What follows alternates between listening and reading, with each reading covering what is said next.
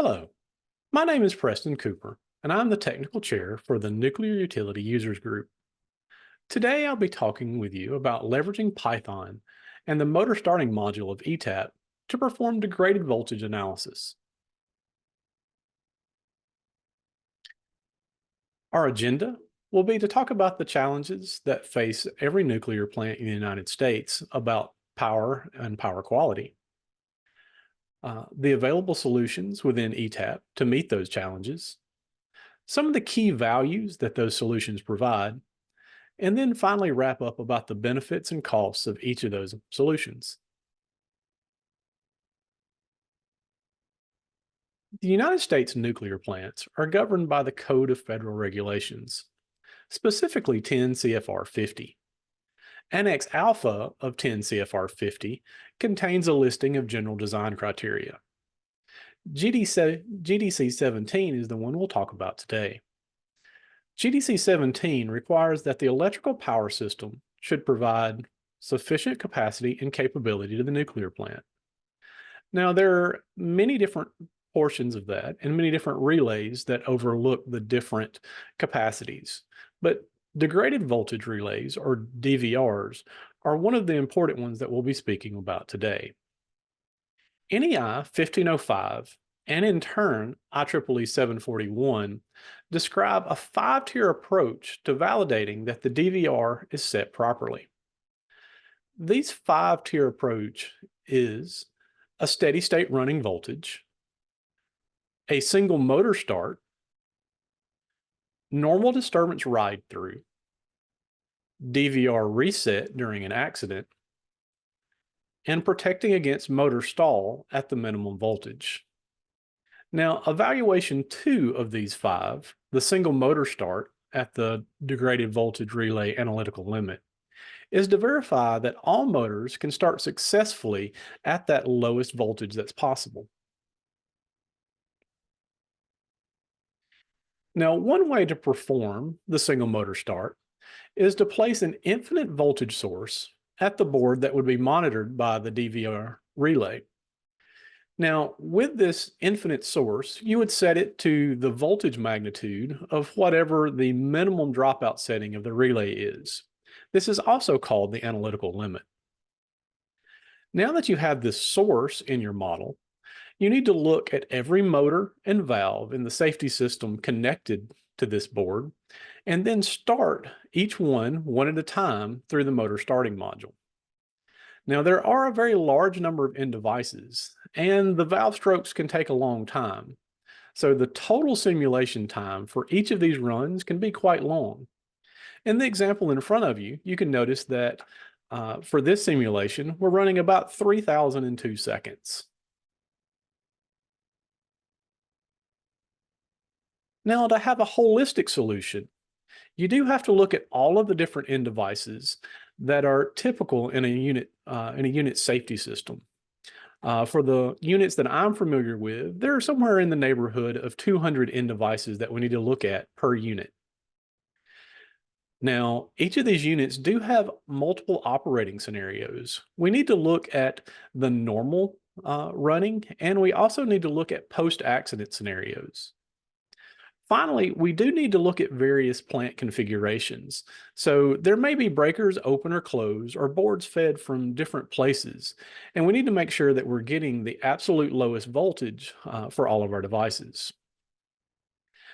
Thankfully, ETAP does provide an easy way to combine the study cases, the revisions, and the configurations into repeatable studies. These scenario wizards can be set up to combine all of the variables as necessary for each of these required computations.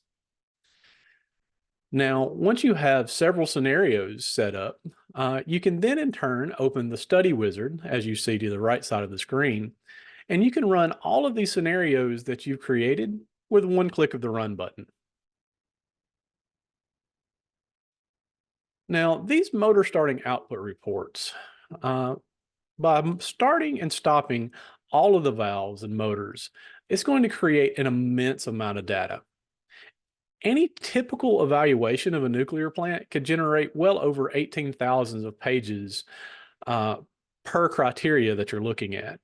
Some of the calculations that I've issued lately have been well over 50,000 pages. Now, sorting through all of these massive amounts of data can be very time consuming if you have to do it by hand. I can state that for this 18,000 page example, it was taking around 40 hours of work to compile it into a usable format. Now, sorting through large amounts of data is where computer programming actually excels. And thankfully, ETAP does have uh, integrated Python support, where we can do a lot of this through the Python. For any of those that are unfamiliar with the Python coding, ETAP does provide a Swagger page that you can see over on the right-hand side as an example. This can help introduce new users to what Python is available. And by clicking some of these blue squares that you can see on the page, you can actually get ETAP or to run the code and to see what some of the expected results would be. Now, to sort through these 18,000 pages of data, I can tell you that I used less than 100 lines of code to do all of the evaluation number 2, also known as the single motor start. Now, you might be wondering what was in those 100 lines of code, and it really breaks down to just 4 items. We parsed the required scenarios that were in ETAP to make sure we were locating and using the right ones. We then run the scenarios, compile the data, simplify the data, and then put it into an output report. Now, these output reports, like the one you can see on the screen, can be very simplified and very small. These spreadsheets that we were identifying and creating, we actually take and directly put into our calculations of record. Now, in order to do that, we do have to validate and verify that our Python code is correct. Once we have a V&V code, then we can run it whenever necessary to reperform these calculations. Now, I've talked about 3 different methods that we could have used to perform this analysis. The first, and where we started from, was to configure each of the cases manually, and then on top of that, review the data manually. Now, this did provide 18,000 pages or better of data to sort through, and running the calculations by hand and looking at all the data was taking somewhere around 50 hours. Now, this does have a good benefit in that it increases the experience that you have with the model, because you're going to be in there for a long time looking at the data and validating that you're running the right scenarios. However, it is error prone, and you might select something in the wrong way. It also creates excessive paperwork, and it has a lot of time requirements, so it's very costly. The next step would be to use a scenario and study wizards to run the cases, but still review the data manually. Again, we're stuck with the 18,000 plus pages, but we can shave a few hours off the time to perform the calculation.